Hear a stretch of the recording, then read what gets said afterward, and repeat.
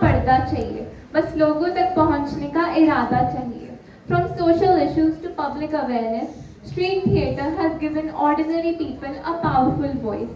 यह सवाल पूछता है, पूछने पर मजबूर करता है और बदलाव की आवाज बनता है। So come along with section 8D as we take you through the fascinating journey of Nukkad Natak, its history, purpose and power.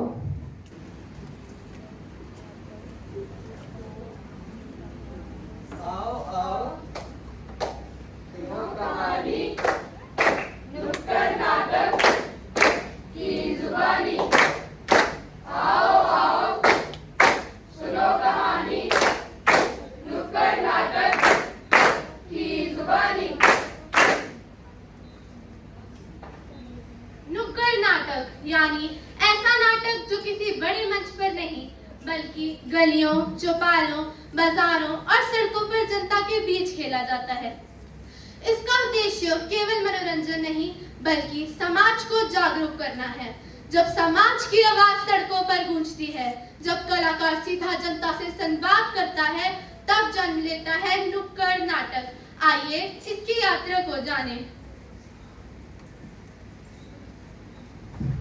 मैं भारतेंदु हरिश्चंद्र हूँ।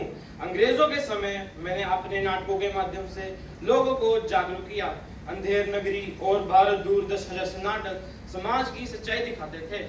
यह सिर्फ नाटक ही नहीं, समाज को आईना दिखाने का माध्यम थे। और रंगमंच की पुकार, जागे सारा हिंदुस्तान। कला और रंगमंच की पुकार, जागे सारा हिंदुस्तान। सन 1943 में इंडियन पीपल थिएटर एसोसिएशन का गठन हुआ। इसने नाटक को आम जनता तक पहुंचाया। हम किसानों, मजदूरों और आम लोगों की समस्याएं लेकर सड़कों पर आए।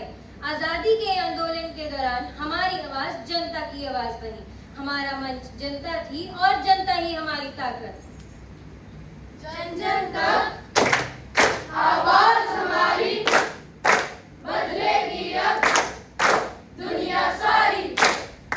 जन जन तक आवाज हमारी बदलेगी अब दुनिया सारी। फिर आए सफदर हाशमी, जिन्होंने आजादी के दौरान नुक्कड़ नाटक को जन आंदोलन बना दिया।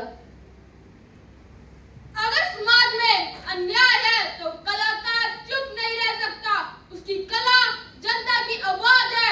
कलाकार मर सकता है लेकिन उसकी आवाज कभी नहीं मरती।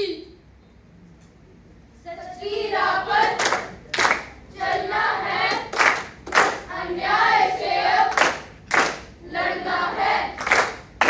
सच की राह पर चलना है, अन्याय से अब लड़ना है। आज सोशल मीडिया का जमाना है, क्या नुक्कड़ नाटक की जरूरत अब भी है? बिल्कुल, जब भी समाज को जागरूक करना हो, स्वच्छता, शिक्षा, पर्यावरण, महिला, मतदान या संविधान की बात करनी हो, नुक्कड़ नाटक आज भी सबसे प्रभावशाली माध्यम है। नाटक केवल मनोरंजन ही नहीं बल्कि समाज परिवर्तन का आंदोलन है। नुक्कड़ नुक्कड़